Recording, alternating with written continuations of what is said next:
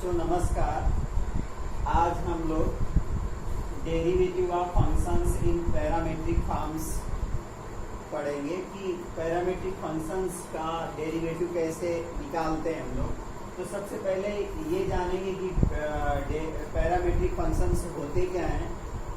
बच्चों कुछ फंक्शंस ऐसे होते हैं जो ना तो इम्प्लिसिट फंक्शन होते हैं ना ही एक्सप्लिसिट फंक्शन होते हैं, वो किसी और वेरिएबल पे डिपेंड करते हैं, तो वो पैरामीट्रिक फंक्शन कहलाते हैं। जैसे x equal to F T हो और y equal to G T हो, ये दो फंक्शन है।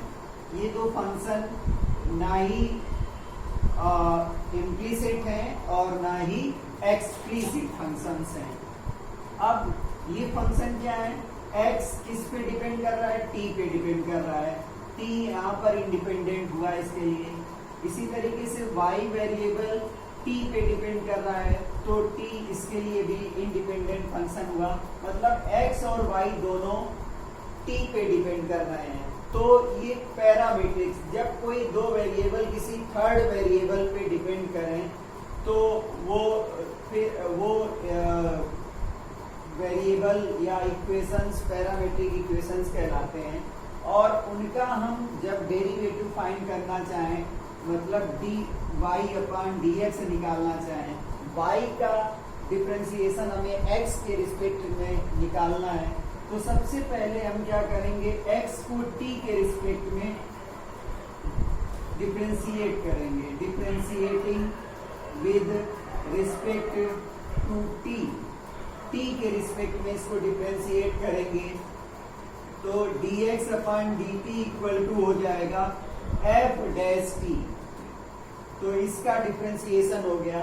इसी तरीके से differentiating with respect to t, इसको t के रिस्पेक्ट में डिफरेंशिएट करेंगे, तो dy upon dt equal to g dash t हो जाएगा।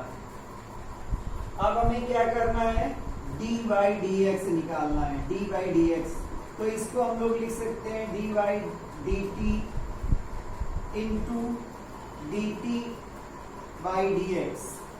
इसको ऐसे भी लिखा जा सकता है, या इसको हम लोग ऐसे भी लिख सकते हैं dy dt upon dx upon dt, ऐसे भी लिखा जा सकता था। तो इस तरीके से जब dy dt आया वो g डैश t है, g डैश t है, और जो dx बाई dt आया वो f डैश t है। तो इस तरीके से हम लोग पैरामीट्रिक फंक्शंस का डेरिवेटिव इन्वॉल्व करते हैं, निकालते हैं, फाइंड करते हैं। तो चलिए हम लोग एक्सरसाइज 5.6 के कुछ क्वेश्चन सॉल्व करते हैं सीरियल से। बचे हुए क्वेश्चन आप खुद सॉल्व करोगे। तो एक्सरसाइज 5.6 का फर्स्ट नंबर क्वेश्चन है। एक्सरसाइज 5.6 का फर्स्ट नंबर क्वेश्चन है, x equal to 2at square and y equal to at power 4, a into T power 4। हमें क्या निकालना है, dy अपॉन dx निकालना है। Find dy by dx।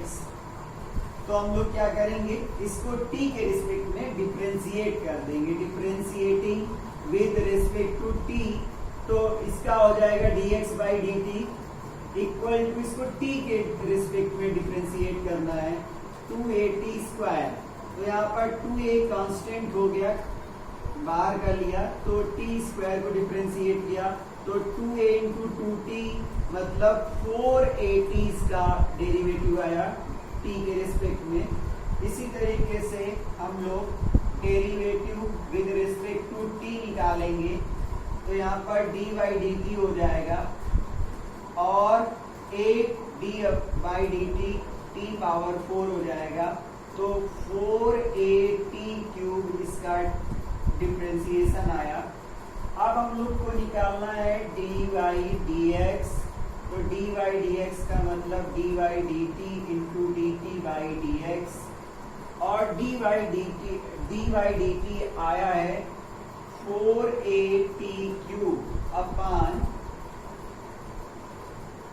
dx by dt ये है, तो dt by dx हो जाएगा 1/4at, तो ये हो जाएगा 4at, 4a कैंसिल हो जाएगा, तो ये t² इसका आंसर आ गया। तो इस तरीके से हम लोग इसका डेरिवेटिव निकाल पाए। पैरामेट्रिक फंक्शन था, थर्ड वेरिएबल पे डिपेंड कर रहा था। इसका क्वेश्चन नंबर 2 है, उसको हम लोग सॉल्व करेंगे।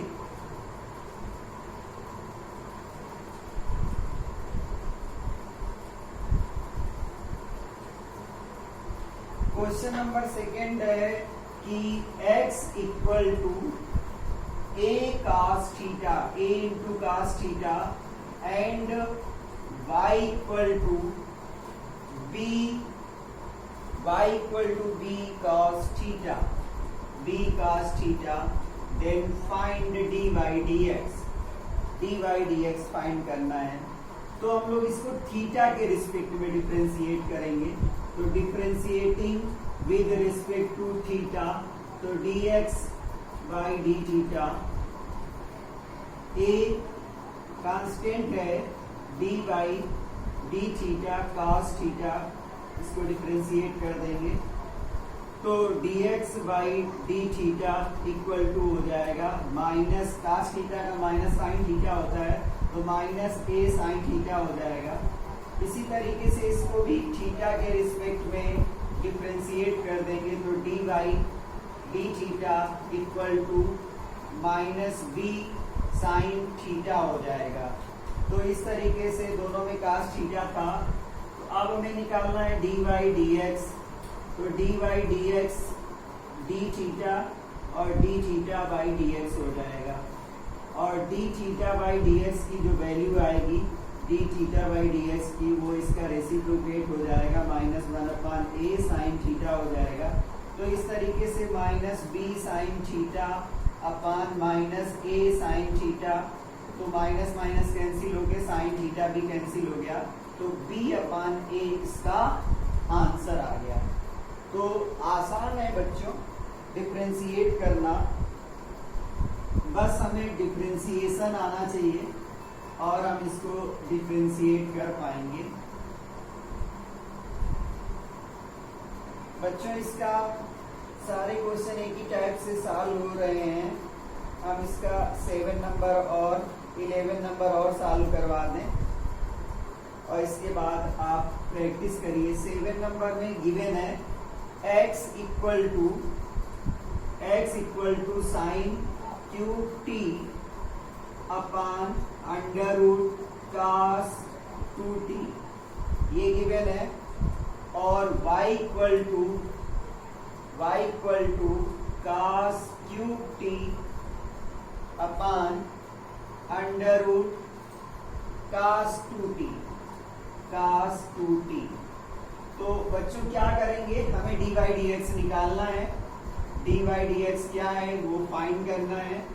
पैरामेट्रिक इक्वेशन है, थर्ड पैरामीटर t पे डिपेंड कर रहा है, तो डिफरेंशिएट कर देंगे विद रिस्पेक्ट टू t, तो u अपान v का फॉर्म अप्लाई होगा, तो dx upon dt equal to हो जाएगा, पहले u under root cos 2t रहेगा, और into v, u upon v into u dash का हम लोग करेंगे तो 3 sign square t into sine का करेंगे तो cos t आ जाएगा, cos t माइनस हम साइन क्यूब t को ऐसे ही रखेंगे, इंटू अंडर रूट x का होता है 1/2 रूट cos 2t हो जाएगा, cos 2t। अच्छा, cos 2t को भी डिफरेंशिएट करेंगे तो माइनस साइन 2t हो जाएगा, और 2t का 2 आ जाएगा, तो 2 से 2 कैंसिल हो जाएगा। आप प्रैक्टिस करिए, सब कुछ समझ में आ जाएगा। और यहाँ पर ये हो गया तो इस तरीके से under root cos 2t into 3 बार ले लिया, 3 साइन स्क्वायर टी कास टी हो गया, माइनस माइनस प्लस हो गया, plus sign sign cube T, और बच्चों होल अपान में भी रहता है कि जो भी वैल्यू होती है अपान में अंडर रूट में कर दिया जाता है, कास 2t होल स्क्वायर हो जाएगा, तो अंडर रूट इसका हट जाएगा, और sine cube T into sine 2t upon under root cos 2t, और होल अपान कास 2t बचेगा, तो ये इसका दोनों में मल्टीप्लाई करा दे तो यहाँ पे कास 2t आ जाएगा, और इसके बाद भी इसके साथ भी कास 2t आ जाएगा, स्क्वायर रूट हट जाएगा। तो ये बच्चों ये dx अपॉन dt आ गया, dx अपॉन dt आ गया। अब आपको एलसीएम लेना तो आता ही है, एलसीएम ले लेंगे तो कास रूट कास 2t इंटू कास 2t आएगा, तो कास 2t कैंसिल हो जाएगा, तो रूट कास 2t इधर आ जाएगा, तो रूट कास 2t और रूट कास 2t कैंसिल होके कास 2t बच जाएगा, तो 3 कास 2t हो जाएगा into sine square t into cos t हो जाएगा, और प्लस इसमें यही रहेगा sine cube t sine 2t upon पूरे का अंडर रूट, या इसको हम लोग लिख सकते हैं कास 2t होल पावर 3/2 हो जाएगा, 1/2 इसमें पावर और 1 इसमें, तो 3/2 हो जाएगा। तो बच्चों ये dx अपॉन dt आ गया। तो जिस तरीके से हम लोगों ने ये सॉल्व किया उसी तरीके से हम लोग dy अपॉन dt भी निकालेंगे। ये भी न्यूमरेटर अपॉन डिनोमिनेटर का फॉर्म है, तो पहले डिनोमिनेटर रूट कास 2t रहेगा और डिनोमिनेटर का माइनस पहले तो 3 कास स्क्वायर टी हो जाएगा, 3 कास स्क्वायर टी हो जाएगा, और इंटू कास टी का साइन टी हो जाएगा, तो माइनस साइन टी हो जाएगा, और माइनस फिर इसका करेंगे डिफरेंशिएशन, तो 1 अपान रूट ओवर कास 2t हो जाएगा, कास 2t, और कास 2t का माइनस 2 साइन 2t हो जाएगा, और कास क्यूब टी मल्टीप्लाई में बना रहेगा, कास क्यूब टी, और whole upon under root cos 2t whole square हो जाएगा। और इसी तरीके से जिस तरीके से मैंने ये सॉल्व किया इसका स्क्वायर हटा दीजिए, तो इसका स्क्वायर रूट हट जाएगा, तो स्क्वायर रूट हटने से दोनों में मल्टीप्लाई होकर एलसीएम आ जाएगा, और इस तरीके से इसके साथ मल्टीप्लाई होगा तो ये कास 2t बचेगा, कास 2t और 3 मल्टीप्लाई में है तो 3 आ जाएगा, इंटू माइनस में भी है तो माइनस आ जाएगा, कास स्क्वायर टी है इंटू साइन टी है, माइनस 2 कैंसिल होके प्लस हो जाएगा, sine 2t into cos cube T upon whole upon, इसी के तरीके से कास 2t पावर 3/2 हो जाएगा, कास 2t पावर 3/2 हो जाएगा। बस आप dy/dx निकाल लीजिए, dy/dx d/dt और इंटू dt/dx कर दीजिए। और अब आसान है कि क्लास 10th में जैसे 9th में सॉल्व करते थे तो कर लेंगे, इतना मुझे भरोसा है। अब मैं क्वेश्चन नंबर 11 और सॉल्व कर देता हूँ।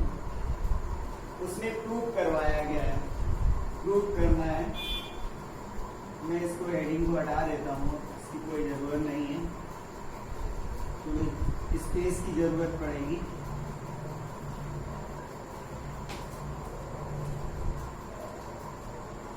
इसमें गिवन है x equal to under root a power sign inverse t है। इसको हम लोग लिख सकते हैं a power sign inverse t whole power 1/2, और इसी तरीके से y इक्वल टू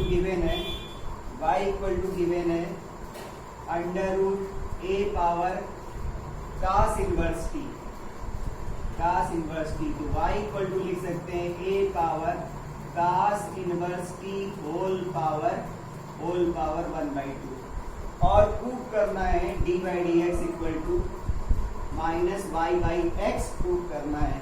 तो इसको डिफरेंशिएट करेंगे dx/dt, तो x पावर n का फार्मूला अप्लाई करेंगे तो 1/2 a power sign inverse t whole power minus 1/2 हो जाएगा। फिर a पावर इसका डिफरेंशिएट करेंगे t के रिस्पेक्ट में a power sign inverse t हो जाएगा, और तो ये हो जाएगा 1/2 और ये रूट में चला जाएगा a power sign inverse t और इंटू a पावर x का a पावर x होता है तो a power sign inverse t और साथ में log a आ जाता है।